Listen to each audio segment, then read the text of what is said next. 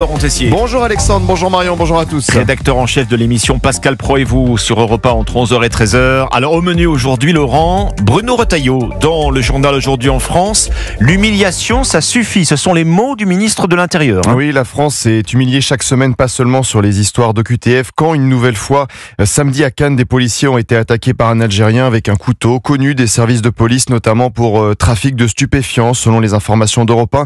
Écoutez les propos du maire de Cannes, David Lisnard. On n'a pas à être le résidu, soit des barjots.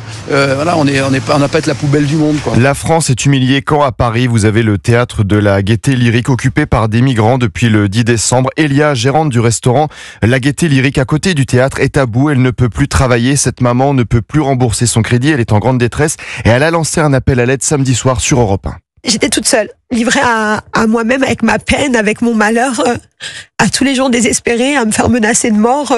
Donc ils veulent me brûler, ils veulent me violer, ils veulent me tuer parce que j'ai demandé au collectif de pas les laisser devant chez moi.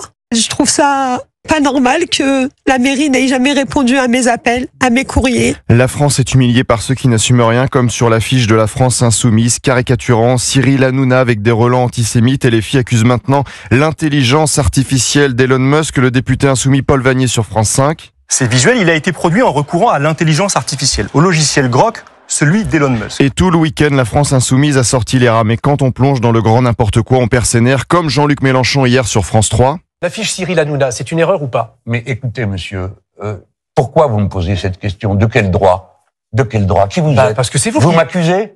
Est-ce que vous m'accusez? Pas du tout. Alors, taisez-vous. Et ça n'est pas de l'antisémitisme. Pourquoi ça serait de l'antisémitisme? Ça suffit. Ça suffit maintenant. Quelle violence. La France est humiliée par ceux qui n'assument rien, comme l'ancien Premier ministre Gabriel Attal qui, je le rappelle, avait appelé à faire barrage au RN avec le vote pour la France insoumise aux législatives. Gabriel Attal, en Israël, a tenté de se justifier. Le risque, c'était quoi?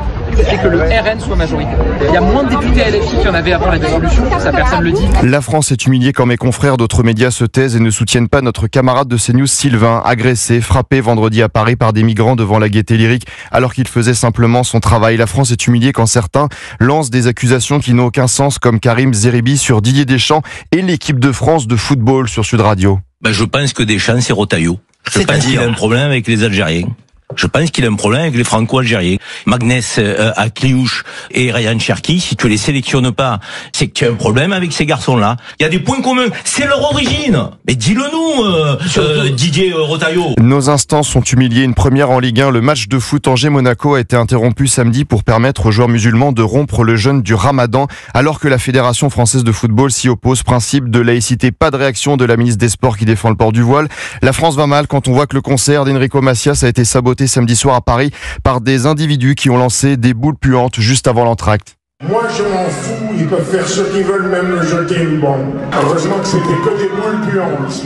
J'aurais peur pour vous, mais j'ai pas peur pour moi. Je garde toujours l'espoir que la barbarie, ça me nuise. L'humiliation, ça suffit. Vous voyez, on peut élargir à tellement d'actualités ces mots de Bruno Retailleau qui menace de démissionner. Mais pendant ce temps-là, Emmanuel Macron fête les 5 ans du premier confinement dans un message hier sur les réseaux sociaux. Une France unie, la force de notre unité, ensemble pour demain. Ensemble vraiment? Vous nous direz ce que vous en pensez à 11h dans l'émission. À 11h sur Europe 1, Pascal Pro et vous, Laurent Tessier, merci. Laurent, à tout à l'heure.